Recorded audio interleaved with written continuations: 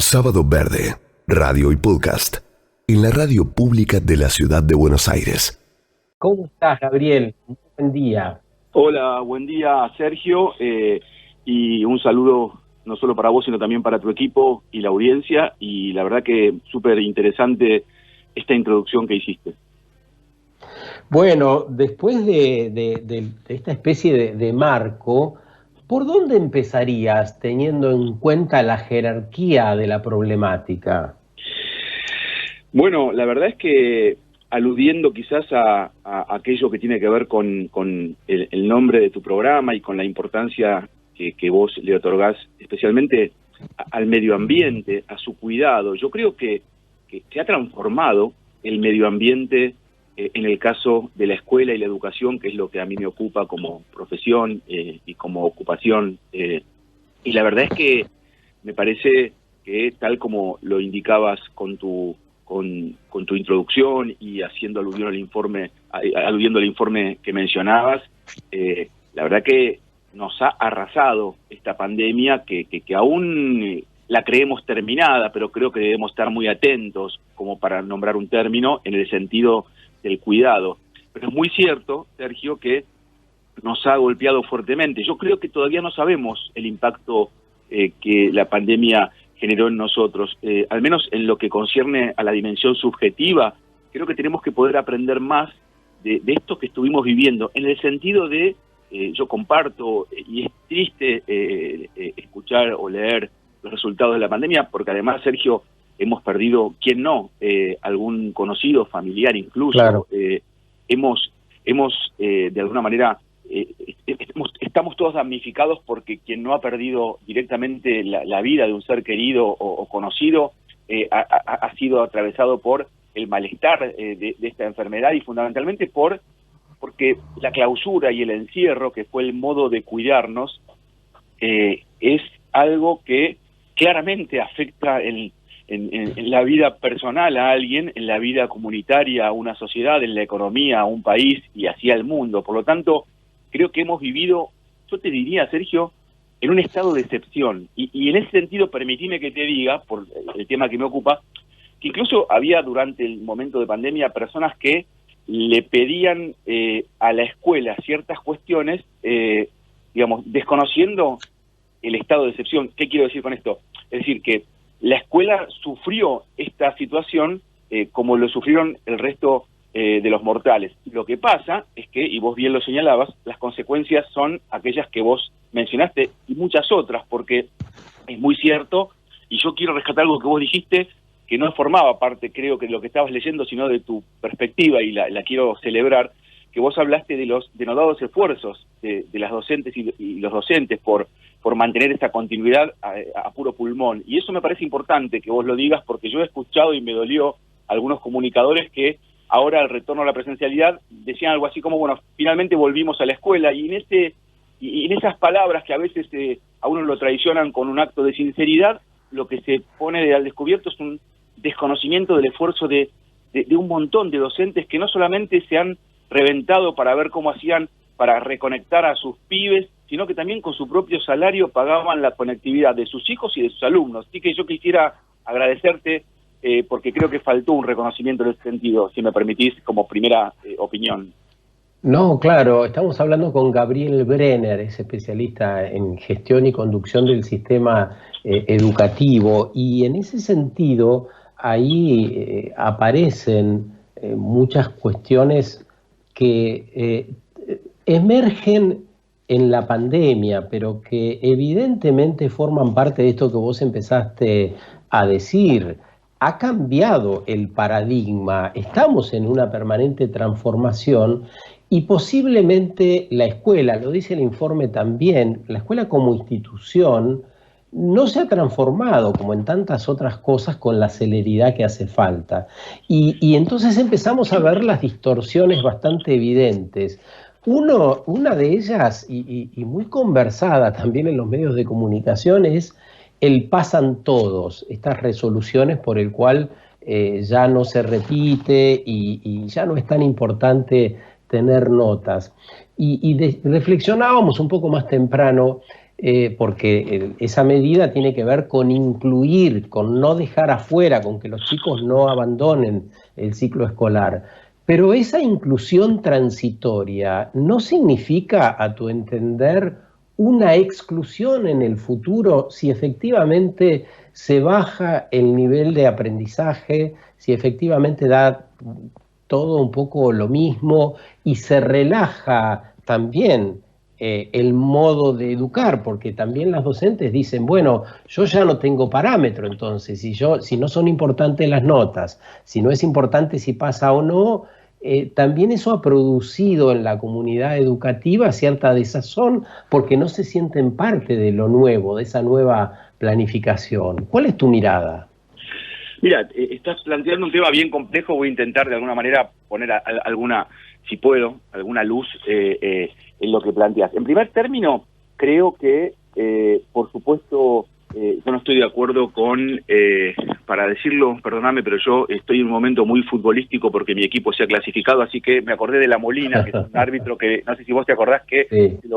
se lo burlaba porque se decía siga La Molina, como que no cobraba nada, que todo valía. Sí. Entonces, sí, a ver, sí. yo no estoy nunca de acuerdo con el siga La Molina, pero también creo que a veces hay cierta distorsión en la, de alguna manera, en la mediatización o en los modos a veces de percibir algo que requiere alguna explicación. ¿Y qué quiero decir con esto? Empecé diciendo, no estoy de acuerdo con el siga La Molina, con el pasan todos, pero la calificación es una dimensión de algo que es mayor o más importante, que es la evaluación, y la evaluación es un elemento clave en los procesos educativos, porque nos permite obtener información para saber qué tenemos que modificar, tanto la persona que tiene que aprender mejor de matemática como un docente que tiene que aprender de cómo enseñó para enseñar mejor. Entonces, en ese sentido, yo creo que más allá de la pandemia, que es un acto de alguna manera muy nocivo, pero más allá, lo hablo en términos de la educación en general, estamos en un sistema educativo en donde, fíjate vos, Sergio, que venimos acostumbrados a trabajar con la escuela de la imprenta, ya no con la escuela de la letra con sangre entra, eso eran nuestros abuelos, y estamos desafiando también el siglo XXI de una escuela de la cibercultura, donde lo digital y los celulares y las netbooks marcan el ritmo cardíaco. Para decirte algo, yo diría que el celular ya no es simplemente un teléfono, sino que es la prolongación del pulgar, es una prótesis identitaria para muchos chicos y para muchas adolescentes en las escuelas. Entonces, diciéndote esto como foto, lo que podemos ver es que la escuela también viene realizando transformaciones, vos lo dijiste antes, muy lentas, porque la escuela, a diferencia del enter de la compu, pertenece al mundo de la cultura y los cambios son mucho más lentos, por más que tengamos ganas de que fueran de otra manera o de que sean de otra manera. Y en ese sentido, y ahora voy más al punto, creo que lo importante es pensar que la evaluación tiene que servir en el marco de la escuela, para que alguien aprenda más y mejor. Por lo tanto, muchas veces la llevamos al terreno punitivo. Entonces, el error, fíjate, en lo punitivo, te lo ve más como una fuente de sanción que como yo creo que tiene que entenderse, que es como una fuente de aprendizaje. En el plano educativo, dentro de la escuela. Cualquier cosa que pase en la escuela tiene que servir para que enseñemos y que los chicos aprendan.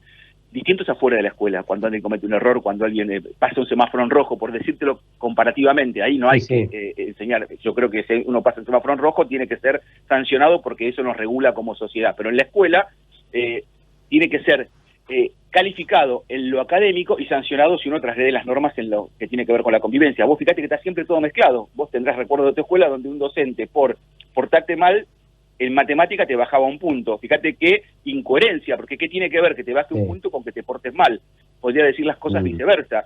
Entonces, cuando te digo esto, lo que te quiero plantear es la complejidad que supone evaluar y que calificar también es algo que a veces uno cree que es la justicia en su puro y justo punto, y la verdad es que yo soy docente hoy, nunca dejé de serlo, y puedo poner a 3 personas del mismo grupo un 8, pero no tiene nada que ver el 8 de uno con el de otro y con el del tercer integrante. Lo que quiero decir es que hay una dimensión de la calificación que tiene que ver con lo procedimental, pero siempre lo importante es tener en cuenta para qué se evalúa. Entonces, en este contexto de pandemia, no podemos, a mi modo de entender, dejar de ver el contexto de excepcionalidad. Eso no significa que todos pasen, lo que significa es que hay que pensar en estrategias de evaluación acordes a la situación. No es lo mismo si vos enseñaste durante todo el año con todos los pibes en el aula que si enseñaste con la mitad en un momento a través de burbujas y lamentablemente en otro momento ni siquiera con burbujas, sino porque había, como bien dijiste vos en el informe, algunos chicos de mi grado que en su casa son 7 hermanos y comparten un celular, lo cual también habla de un grado importante de conciencia y sensibilidad por parte de un docente cuando evalúa teniendo en cuenta el contexto. Quizás estoy un poco entendiéndome, Sergio, pero me parece importante estas cosas para poder ver la complejidad de aquello que planteabas. Entonces yo digo, guarda, no miremos lo que ocurre hoy, saca la pandemia, en un aula, con anteojos de la década del 60 o 70, cuando yo hacía la primaria, o del 80, cuando yo hice la secundaria, porque la propia escuela, que fue y brilló en un momento del siglo XX, era una herramienta para desarrollar, o era parte de un capitalismo, por ejemplo, industrial, y hoy la misma escuela que, en todo caso, glorificó su lugar en esa condición, tiene que vérselas con un capitalismo eminentemente financiero, para hablarte en términos de la globalización pintando el mundo. Entonces lo que quiero decir es que así como te decía que pasamos de la escuela de la imprenta a la escuela de la cibercultura, o a las dos al mismo tiempo, porque estamos en un momento de transición, también quiero decirte que estas cosas hay que tenerlas en cuenta para poder, de alguna manera, ver la complejidad de lo que significa evaluar a un pibe el 6º grado en el 2022 en Perico, Jujuy, o en San Isidro, Buenos Aires. Interesantísimo, compleja la explicación, requiere, como decís, esas variables, tenerlas en cuenta. Te invito a pasar a los contenidos, ¿no? A poder pensar en la nueva educación. ¿Qué es lo necesario que debiéramos aprender? ¿Qué está haciendo falta que aprendan las nuevas generaciones, teniendo en cuenta lo que acabas de decir? No es lo mismo en el 60 o 70 que en los 80 ni en los 90. Estamos transitando casi la final o el final del primer cuarto del siglo XXI. ¿Qué crees que necesitamos aprender? Qué buena pregunta, Sergio. Mira, ahora sí te contesto pandemia mediante. Yo creo que es muy importante, y yo trabajo en ese sentido, fortalecer la enseñanza en las aulas, porque la escuela es un lugar en el que, digamos, hay que identificarlo como un lugar en donde se va a enseñar y a aprender, y luego ver cómo resolvemos los problemas aledaños o vinculados a aquello. Por lo tanto, hoy yo creo que es clave reponer, jerarquizar la enseñanza vinculada a la comprensión lectora, a la lectura y a la práctica de escritura, fundamentalmente a la dimensión formal en el aprendizaje de operaciones aritméticas y en matemática, pero al mismo tiempo también poder darle un lugar a las otras disciplinas que enriquecen y complementan una formación integral. Eso en primer lugar, para en todo caso darte la respuesta a tu primera pregunta. Pero a propósito de tu programa y de tu pregunta, también en este momento y por lo que vive nuestra sociedad y por lo que queremos y necesitamos darle a nuestros hijos, que son quienes nos van a superar, y así lo deseo y lo deseamos, me parece que es clave trabajar contenidos en la escuela que tienen que ver con la dimensión de la educación ambiental. Eso es clave que los chicos puedan aprender a cuidar mejor lo que nosotros los adultos no aprendimos a cuidar bien.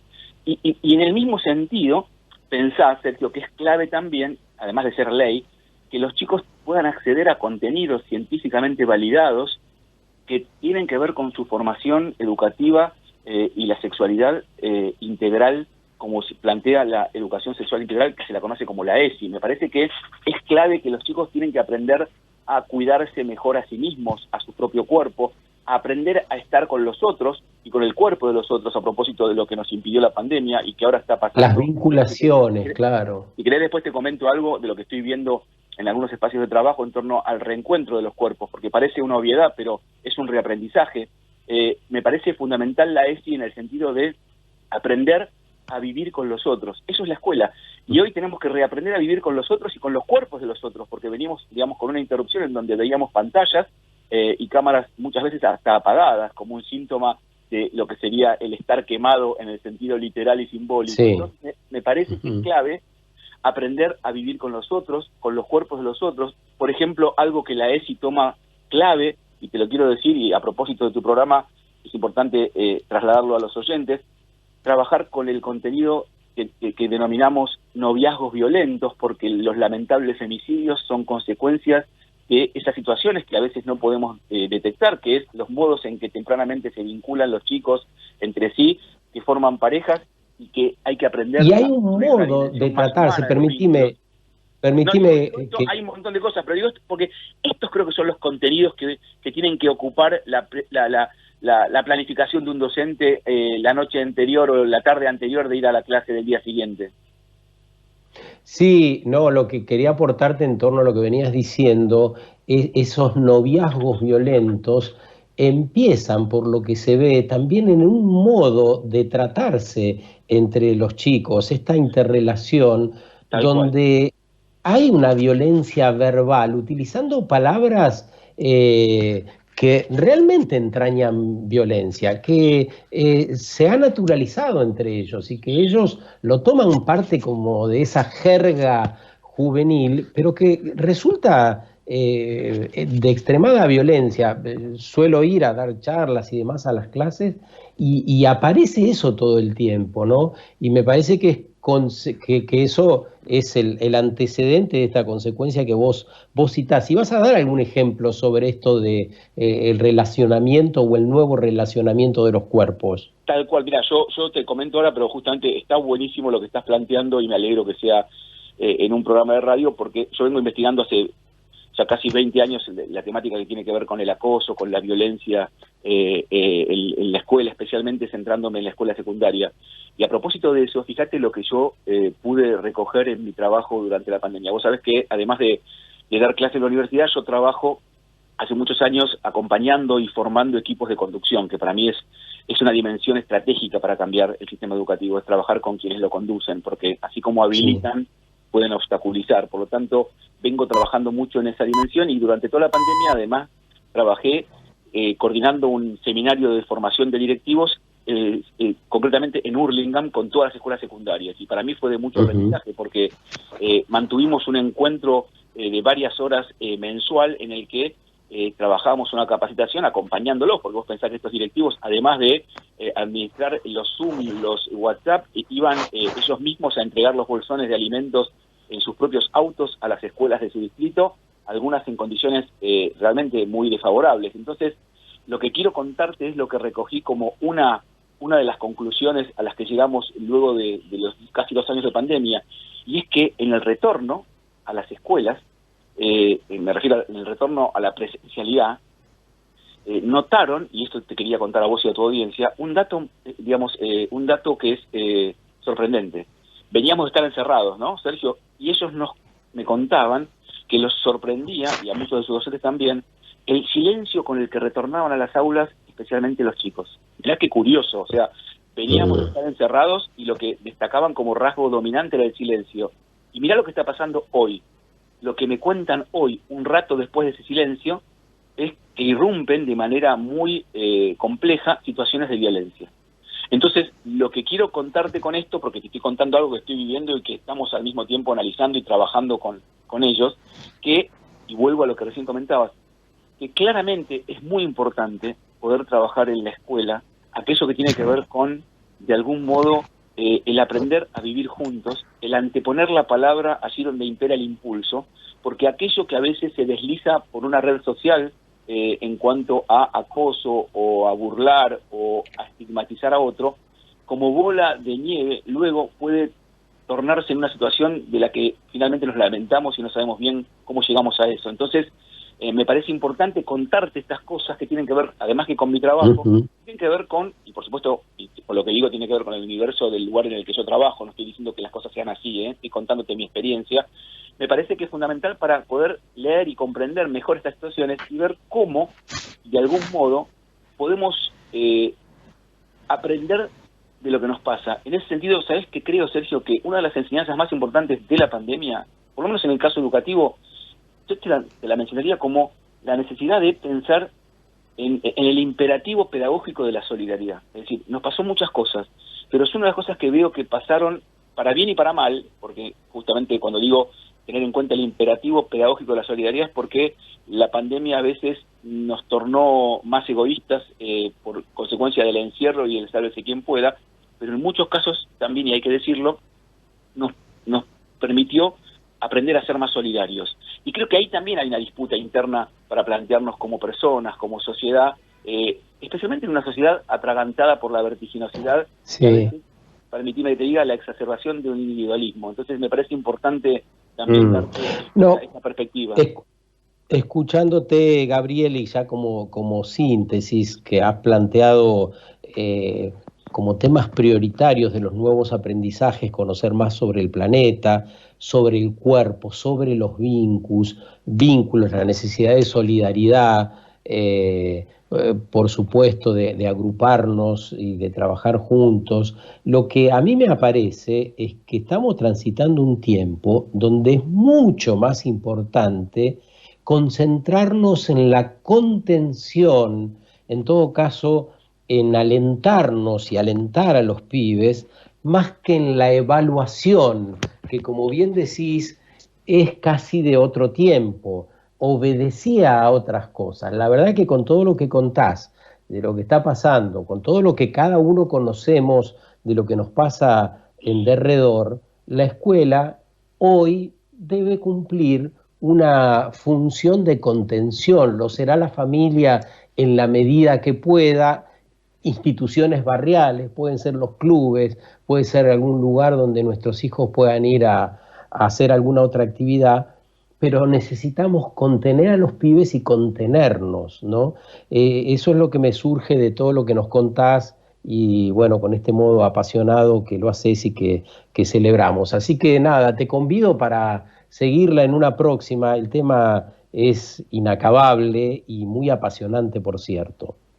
No, lo único que me parece interesante lo que estás planteando, no, lo único que puedo agregarte es, entiendo lo que decís, pero creo que igual el desafío tiene que ser, que la escuela tiene que contener sin duda, y eso es clave porque la escuela tiene que poder cuidar, pero fundamentalmente tiene que poder enseñar. Yo creo que estamos en deuda, no hablo de los docentes ni de la escuela, sino como sociedad, en poder en la escuela, intentar que la escuela sea un lugar de mayor significación siempre, o sea, exigirnos siempre de que en la escuela se pueda aprender más y mejor. Y en ese sentido, lo último que te quiero decir, Sergio, es, quizás también, ¿sabes cuál es el desafío? Romper con cierta concepción binaria, cuidar y enseñar no sea una opción binaria. ¿Por qué quiero decir esto? Y porque quizás poder entender que cuando en la escuela cuidamos, estamos enseñando, y cuando enseñamos, estamos cuidando. Porque, ¿sabes qué? Si enseñar sin cuidar es mera instrucción, y cuidar sin enseñar es paternalismo. Entonces, por eso me gusta, a partir de lo que decís, cerrar diciendo, no caigamos en esa falsa opción binaria, pensemos siempre en enseñar cuidando y en cuidar enseñando. Maravilloso, muchísimas gracias. Te mando un gran abrazo, Gabriel. Un abrazo y gracias por tu llamado y que estés bien. Igualmente, el aporte de Gabriel Brenner, que es licenciado en Ciencias de la Educación, es pedagogo, especialista en gestión y conducción del sistema educativo. Sábado Verde, radio y podcast, en la radio pública de la Ciudad de Buenos Aires.